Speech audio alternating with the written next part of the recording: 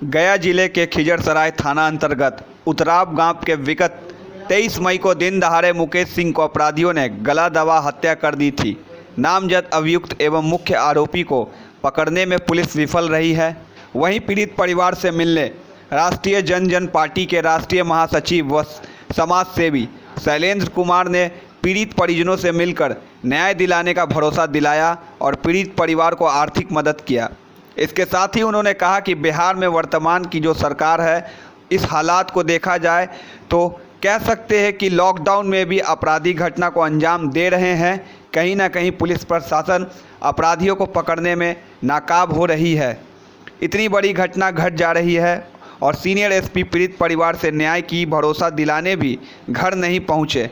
उतराव के ग्रामीणों ने उग्र और लॉकडाउन को भूलकर सड़क पर उतर गए, घोर आंदोलन कर चेतावनी दे दी।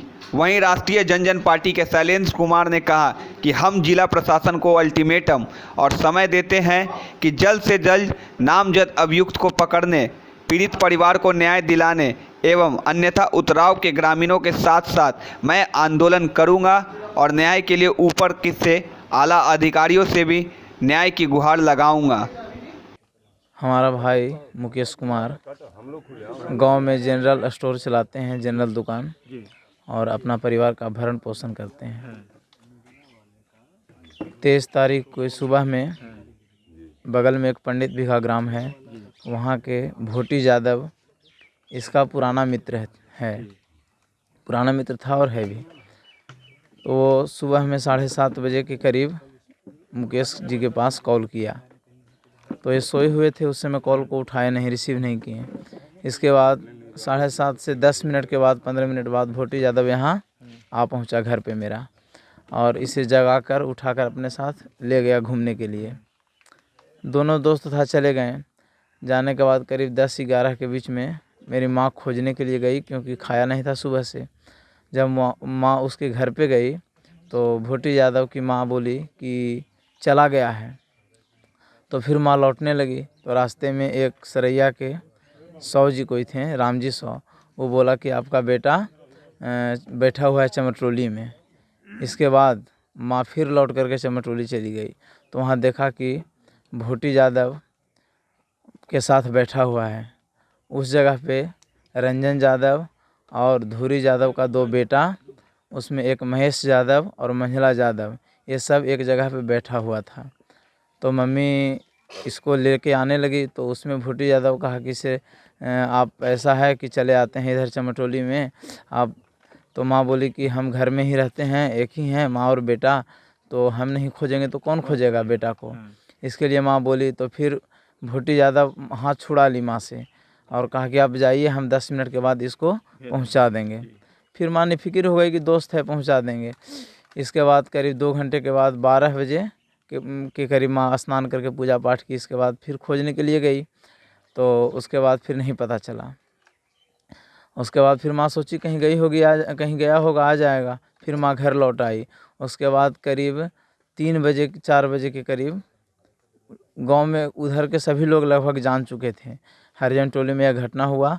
और वहाँ के सभी लोग करीब 12 से 1 के बीच में घटना हुई।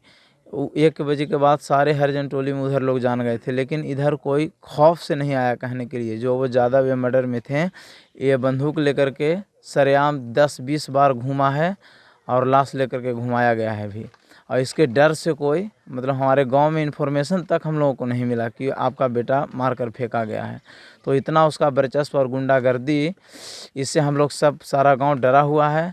और इसके बाद एक व्यक्ति, हमारे गांव के एक मालिन है जो उधर चमटोली में गई थी किसी काम से, तो उसको लोग बताया कि वह गिरा हुआ है। तो इसके बाद घर से 2-4 लोग गए कि गिरा हुआ होगा, तो गए लाने के लिए। इसके बाद देखा कि वह तो मार कर फेंका गया है। क्या लगता है, क्या कारण है कि उनको मारा गया? कारण कुछ भी नहीं है, और हमारे गांव से या यहाँ से कोई भी लड़ाई वहाँ का नहीं है, आपसी कोई मतभेद नहीं, दोनों में एक अच्छा रिलेशन है। और लेकिन यही ये वर्चस्व, आपसी वर्चस्व के लिए वो जो है इसमें शामिल, ये अपना वर्चस्व जमाना चाहता था पूरे क्षेत्रों में और खुलेआम गुंडागर्दी इसका चलता है यहाँ। और इसी के कारण ये इतना सीधा लड़का था कि इसको कोई अगर 2 लपड़ मार भी दे तो ये उसका जवाब नहीं दे सकता कितने था। लोगों ने मिलकर ये घटना को अंजाम दिया है? इस घटना के अंजाम तो यही 5 लोग 5 लोग, उसमें और एक आधे हरिजन के हैं जिसको नामजद अभी तक खुलासा नहीं हुआ है। पुलिस के पास जब आप गए तो क्या हुआ? पुलिस के पास हम लोगों ने गया तो थाना प्रभारी इसका खुलकर सपोर्ट कर रहे हैं। अच्छा। और यहाँ पर हम लोग थाना प्रभारी को आग्रह किया कि हम लोग का अंतिम जो है वह प्रशासन पर ही विश्वास है, तो प्रशासन भी इसका कोई समर्थन नहीं कर रही है और इसकी कार्रवाई नहीं। एक भोटी यादव जो बुला कर ले गया उसको अरेस्ट कर लिया है, इसके बाद हम लोगों ने नाम जो दिया उसको कोई अरेस्ट नहीं और मुरेठा बांध कर खुला घूम रहा है। और हमारे गांव से लोग बाज़ार जाते हैं, सरैया बाज़ार, तो बीच में टेक करके उसको डराता है, धमकाता है और गाड़ी से ओवरटेक करके उसको मतलब कि माइंडली डिस्टर्ब करता है। Mentally disturb. जी, और प्रशासन कोई भी इसकी सुरक्षा नहीं कर रही है। यदि प्रशासन सपोर्ट नहीं करती है जी और उनका बर्जब इसी तरह दिखता रहता है, जी आप लोग किस तरह से जाएंगे, आंदोलन कैसे करेंगे? जी, हम लोगों ने सबसे पहले तो शांतिपूर्ण आंदोलन के लिए कहा और सभी लोगों से, जितने भी प्रशासन क्षेत्र से एवं राजनीतिक क्षेत्र से जितने भी लोग हैं, सभी लोगों को हमने आवेदन किया और फ़ोन करके भी बताया, क्योंकि ये घटना सारे लोग जानते हैं। हम सभी लोगों से आग्रह किया कि हम लोगों को सुरक्षा मिले और इसकी जो घटना है इसका कार्रवाई हो और जो ऐसा काम किया उसको सज़ा मिले, लेकिन इसका कोई भी उत्तर नहीं आया उधर से। जो लोग यहाँ से जाते हैं वो इस बात को भूल जाते हैं।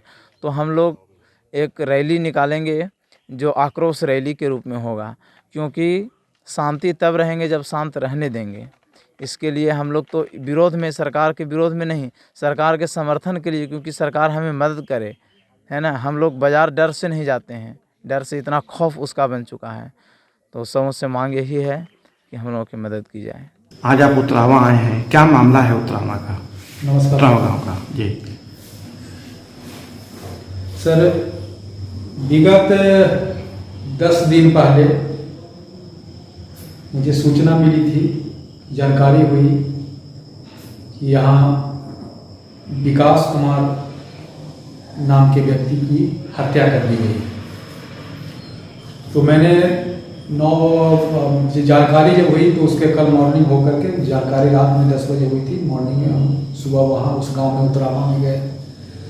जाने के बाद मैंने कारण पूछा कि कैसे क्यों हत्या हुई, तो वहाँ जानकारी गांव वाले से मिली कि यहाँ पहले से कुछ आपसी रंजिश पहले से चला रहा था।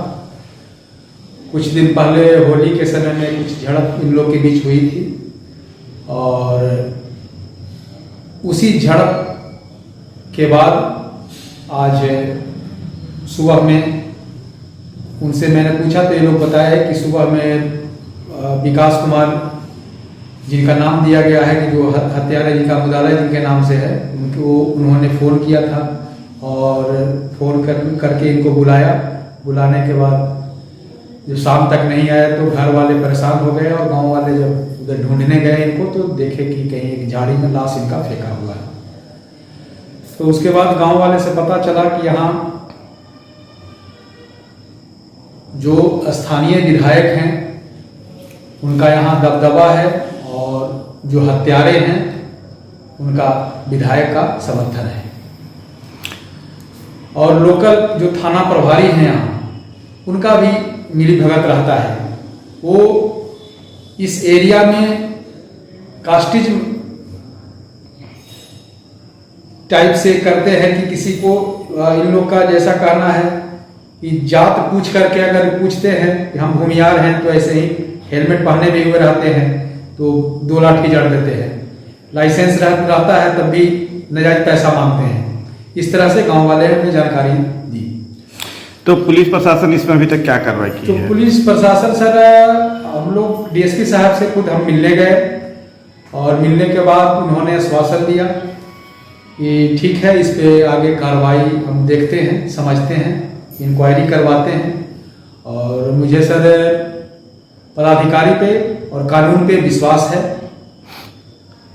यदि ये पूरा नहीं होता है, यदि मतलब ये पुलिस प्रशासन इस पे कुछ न्याय नहीं, संगत काम नहीं करती है, तो क्या आगे का क्या नीति है? अगर इस पे न्याय नहीं मिलता है तो आपके चैनल के माध्यम से मैं आपको बताना चाहता हूं कि मैं गांव वालों के साथ थाने का घेराव करूंगा, डीएसपी साहब का घेराव करूंगा, धरना दूंगा, प्रदर्शन करूंगा। आपका नाम? मेरा नाम सर शैलेंद्र कुमार है। हमारा पार्टी है राष्ट्रीय जनजन पार्टी। आप उससे क्या हैं?